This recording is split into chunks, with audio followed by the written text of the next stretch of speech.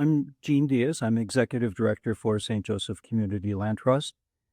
We've been active for over 20 years now, but really most recently, the last 5 or 6 years, we've really ramped up what we've done in terms of housing in the Tahoe Basin, including low-income rental, our Sugar Pine Village and Sierra Garden projects, as well as moderate income ownership, our Talac House and our Riverside Avenue 3 homes, which are affordable for moderate income families.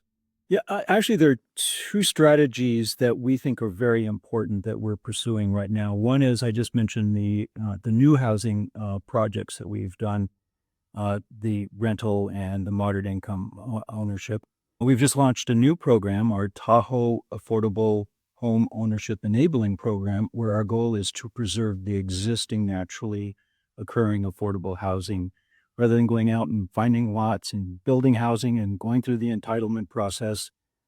Let's try to save some of the existing housing stock that exists that would otherwise probably be torn down and replaced by a McMansion. Cultivating Community, we think, is an important effort which blends the concern for the lack of affordable housing for the workforce and the residents in the Tahoe Basin, while being environmentally sensitive to the primary goal of this is preserving this beautiful land that we live in. So Cultivating Community is looking at ways where we can accomplish both. How can we expand affordable housing opportunities for our community, provide a diverse opportunities for housing for our community while preserving the environment?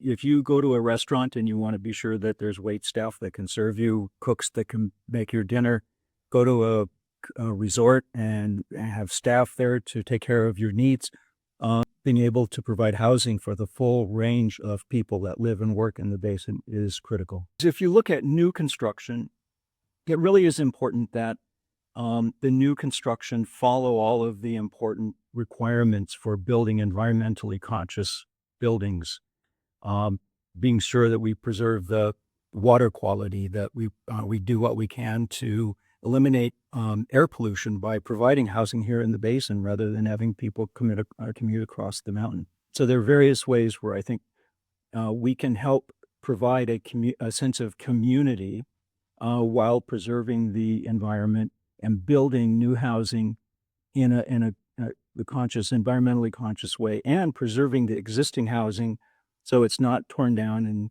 replaced by new housing that's expensive and maybe not even occupied for most of the year. Now, let me give you an example of our new program where we're looking to preserve existing naturally affordable housing.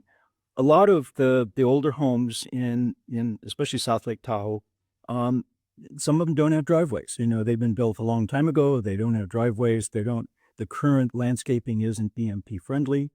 So the reason our first transaction under the program, part of what we're doing is to do whatever rehab is necessary inside the home, but also take care of the external BMPs to bring them up to code by providing a driveway, by enhancing the storm drain protection in BMPs to bring them up to current standards.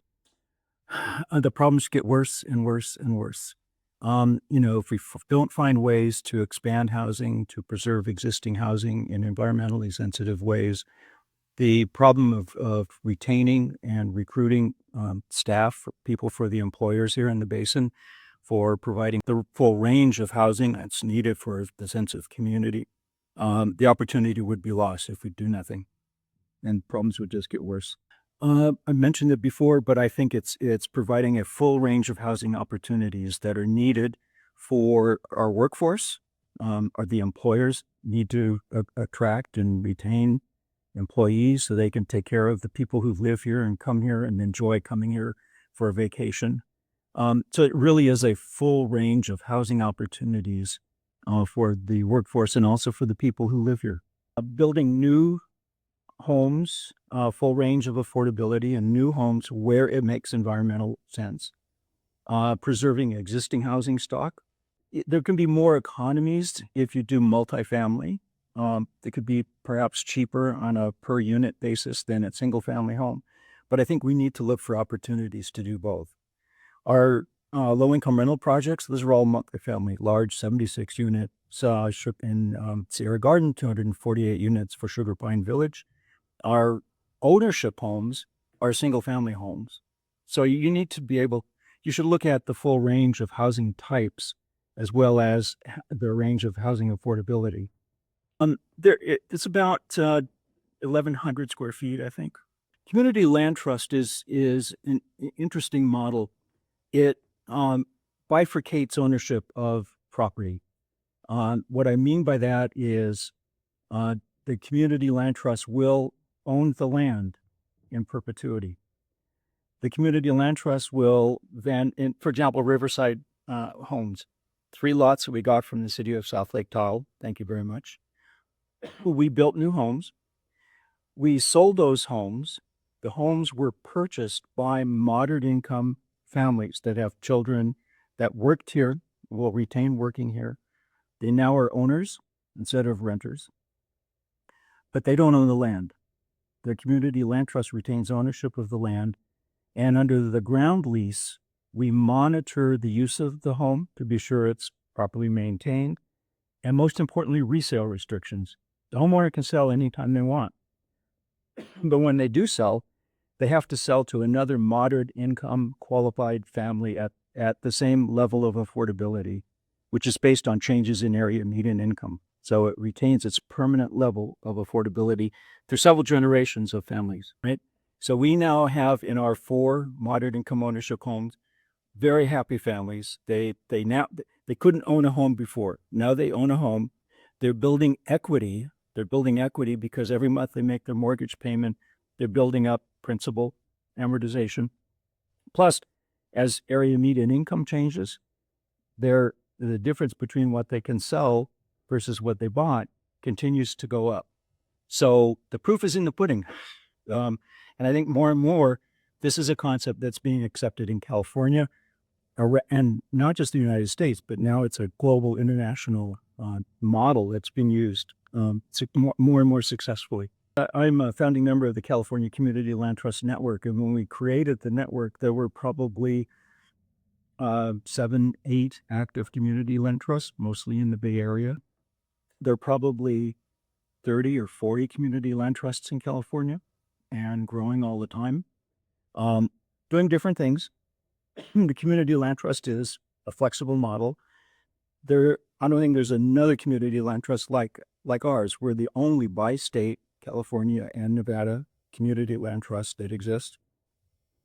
Not all community land trusts do rental. We do rental, low-income rental, as well as the moderate income ownership. Some are just moderate income ownership. Some do community gardens, we don't.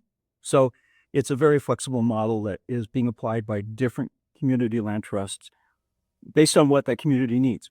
We help kickstart the community land trust movement in California. And in fact, one of the first things we did was to establish legislation in California that recognized community land trusts as a model, and put in the assessors before had great discretion in terms of how they would apply property taxes. Some would say we only allow the exemption if it's a municipality or government. This legislation that got us going said if it's a community land trust, a bona fide community land trust, the property tax exemption will also apply to community land trusts. So that was sort of the catalyst for getting us going.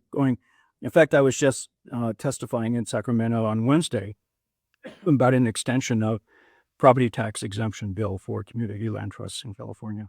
What we want to do is be sure that our homeowners are not burdened by paying property taxes, where we're providing a public benefit here. We're providing affordable housing to income qualified households. Up to now, we've really been focused on expanding housing, through the rental, low-income rental projects that we do as a partner. In addition to the moderate income ownership projects that we do, which is solely our projects, we've just moved into now preserving naturally occurring housing that exists in the basin, and we're really looking to expand that. So it's really the 2 prongs. It's preserving existing housing stock, which is new for us, and also our programs that have really enabled the significant expansion of affordable rental and moderate income ownership home opportunities. 76 units of low-income rental apartments at Sierra Garden, 248 units of low-income rental studio 1, 2, and 3 bedrooms that will be available at Sugar Pine Village.